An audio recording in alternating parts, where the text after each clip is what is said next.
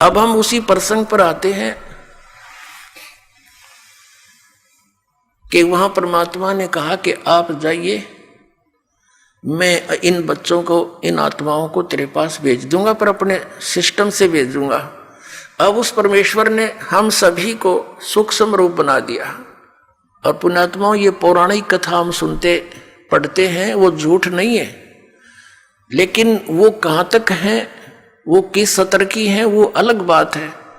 तो उसमें बताया था कि एक राजा की लड़की विवाह के योग्य होगी, वो ब्रह्मा के लोक में चला गया ब्रह्मा जी से संयोग पूछने खातिर।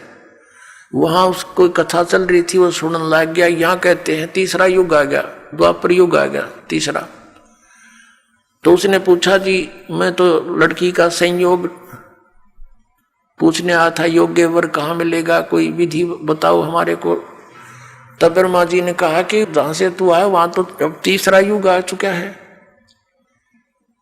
द्वापर आ गया है। और सतयुग से आए हुए वो इतने लंबे लंबे थे, यानी 100 फुट ऊंची हाइट थी इन मनुष्यों की। सतयुग में 100 फुट थे, भी ऊपर 150 फुट हाइट के थे। द्वापर के प्रारंभ में ये 40 और 50 के आसपास, द्वापर के प्रारंभ में 40-50 के आसपास हाइट रह गई थी मनुष्य की। अब यही आपका गले उतरे नहीं, क्योंकि आपने देखे ही जितने 5.5-6 फुट, मैक्सिमम 7 फुट। कोई बात नहीं, यह अध्यात्म मार्ग है पुण्यात्माओं, फिर से पनप रहा है, फिर से अंकुरित हो रहा है यथार्थ ज्ञान, यथार्थ मार्ग। तो धीरे धीरे ये घर भी करेगा, स्थान भी बनाएगा।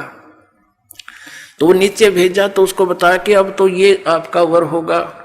अब वह लड़की तो 60-70 फुट की और वो 40 फुट का, उसका वर दोनों छोटा दिखे। कहते हैं बलराम नाम था कृष्ण का भाई। तो उसने हड़ मारा उसके कंधे पे लड़की के, वह छोटी होगी, उसके 70 में आएगी, फिर उनका ब्याह हो गया।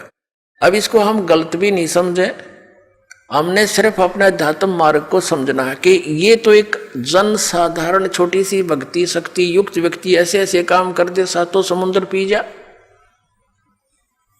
और वो परमात्मा जिसने सारे ब्रह्मांड रचे, वो क्या नहीं कर सकता। दास का आपके इस हृदय में ये बात जमाने के लिए प्रमाण देने पड़ रहे हैं।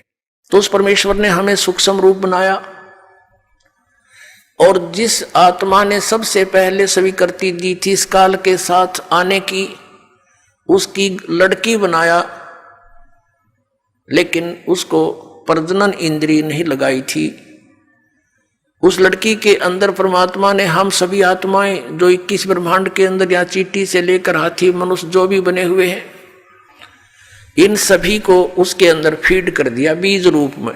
और उस लड़की को फिर अपने पुत्र सहजदास को साथ भेजा। सतलोक में परमात्मा ने सबसे पहले ये 16 पुत्र अपने एक एक वचन से उत्पन्न किए थे।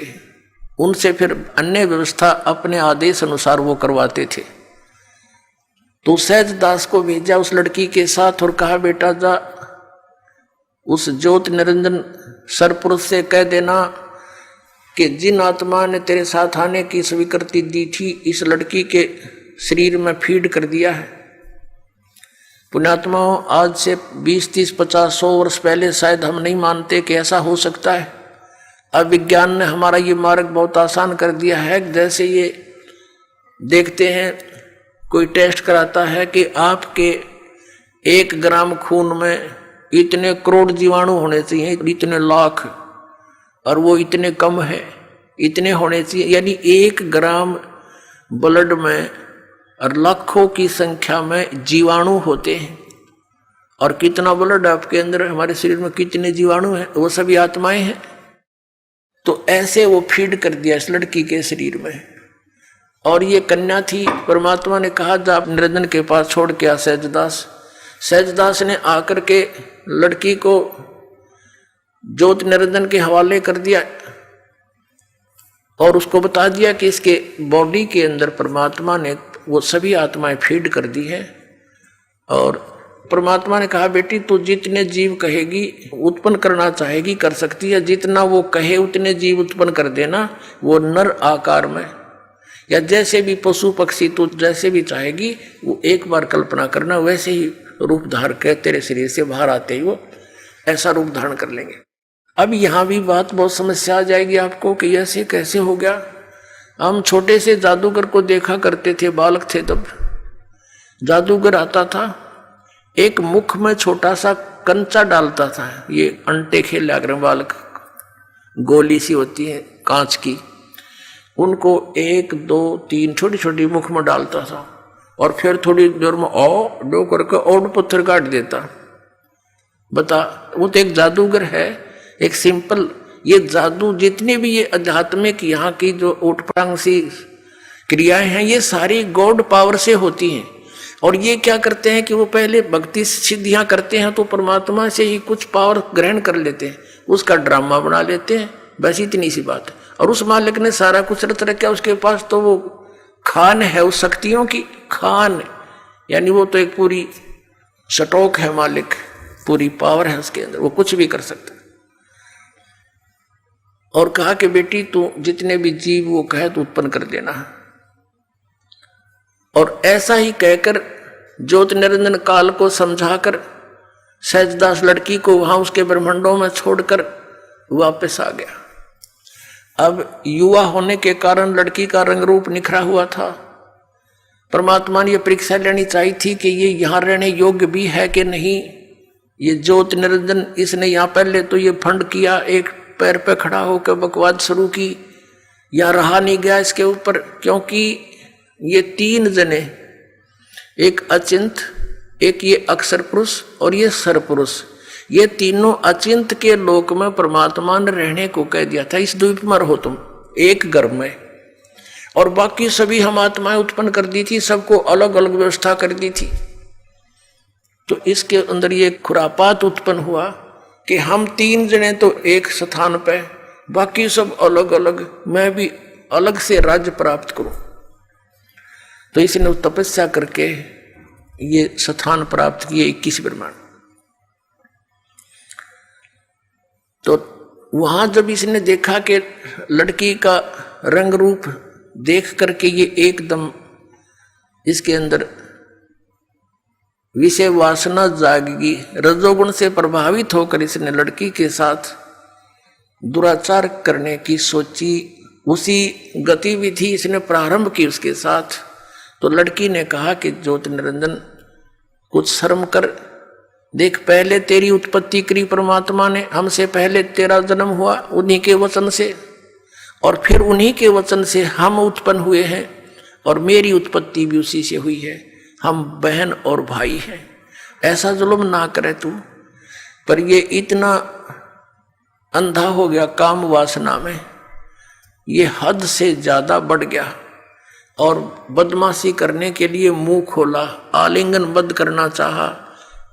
लड़की भी उसी बाप की बेटी है, सूक्ष्म रूप बनाया, इसके मुंह के माध्यम से पेट में शरण ले ली और वहां से पुकार की, पिताजी मेरी रक्षा करो, मेरी रक्षा करो। अब परमात्मा को पता था कि अब हो गए लड्डू मिलने शुरू, इनको इसके साथ जाना चाहते थे, नकम्मे के साथ। वहाँ सारी सुविधाएं थी, बड़ा पूरा सारा सुख था, वो छोड़कर हम इसके साथ आ गए। अब परमात्मा ने कहा कि जा जोगजीत, 16 पुत्र हैं, उन्हीं से वो काम लेते हैं। जा जोगजीत, वैसे तो स्वयं ही अपने पुत्र जोगजीत के रूप में वहां आए थे और कहा था कि सुन, अब परमात्मा चला जा तो उसका कलेजा फट जा, कलेजा हिल जा उसका, मर जाओ, बेहोश हो जाओ, उठे को नहीं कई कई वर्षों तक। तो इसलिए अन्य अपने पुत्र का रूप बनाकर, जोगजीत का रूप बनाकर परमात्मा उसके लोक में प्रकट हुए और कहा, ज्योति निरंजन तूने जुल्म कर दिया, तूने यहाँ का विधान तोड़ दिया, और ऐसे जुल्म करने वाले व्यक्ति को यहाँ पर यह सजा मिलती है कि आज से तू 1 लाख मानुष शरीरधारी प्राणियों का आहार करेगा और 1.25 लाख की उत्पत्ति किया करेगा। लड़की को उसके पेट से निकाल दिया और दोनों को वहां से कह दिया कि तुम निकल जाओ यहाँ से, 21 ब्रह्मांड लेकर ज्योति निरंजन चला जा तुम यहाँ से। और लड़की ने भी कहा कि पिताजी मुझसे गलती होगी कि तू चली जा यहाँ से। अब परमात्मा को पता था कि ये अब ऊपरले मनते गलती माने वहां जाते फिर बात बिगाड़ेगी। तो हम सभी को वहां से निकाल दिया, क्योंकि सेब खराब हो जाती है। सेब विक्रेता उस इतनी अच्छी वस्तु और कीमती को भी नहीं रख सकता। लेकिन यहाँ ये फॉर एग्जाम्पल है। अब परमात्मा का उद्देश्य क्या था कि ये वहां जाएंगे तो इनके साथ क्या बिरानमटी होगी ये पता ही था, पहले भी आगाह किया था भगवान ने हमारे को, लेकिन हम मानने नहीं, हम इतने आसक्त हो गए थे।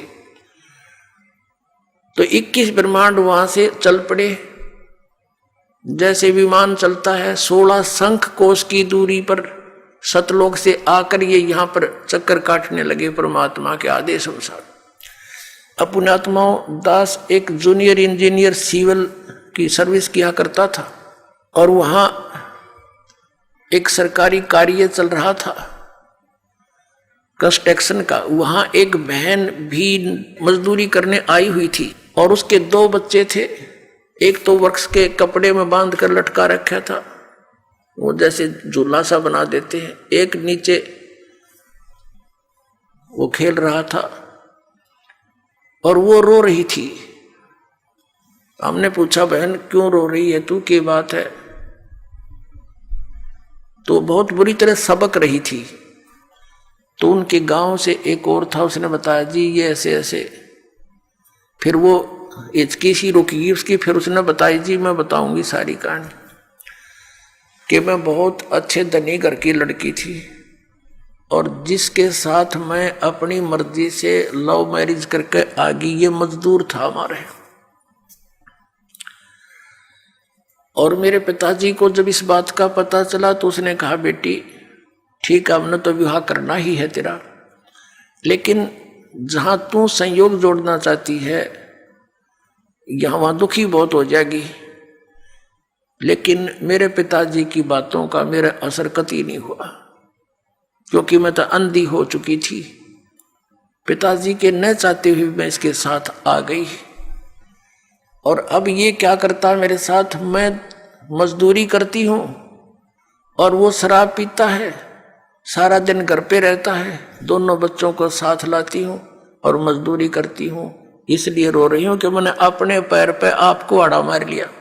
तो पुण्यात्माओं, परमात्मा हमें यही बता रहे हैं कि तुमने अपने पैर पे आपको आड़ा मार रखा है। उस भरे पूरे परिवार को छोड़कर, वह सर्व सुख संपन्न सतलोक को छोड़कर हम यहाँ आगे इसके साथ टिंडे लेने के लिए हम मजदूरी करते हैं, ये खाता है। अब इसने स्वर्ग क्या बना रखा है, एक रेस्टोरेंट है, ये वहां का मैनेजर है, ये इंद्र आदि वहां के मैनेजमेंट करने वाले नौकर छोड़ रखे।